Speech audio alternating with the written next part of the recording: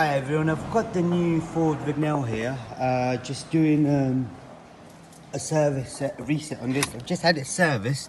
It's a 2-litre diesel and the oil you need is 6.1 litres. That's with filter if you're replacing it. Just going to show you how to reset the light basically. Then switch the ignition on. We'll just wait for everything to change. It says the oil change required, so what we're going to do, we're going to change that in a minute. Okay,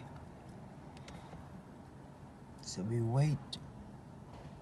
Now all I need to do is play around with these buttons here. So if I press right, go on to settings, press OK, go on to vehicle, press right,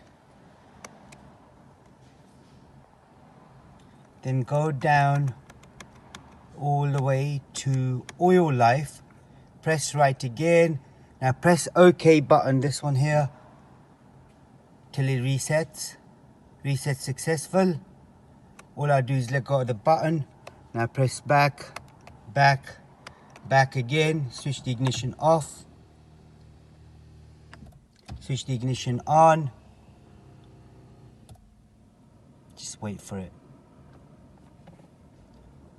Okay, that's all done. That's all you got to do on your car as well if you need to reset the service light on it. Thank you very much. Goodbye.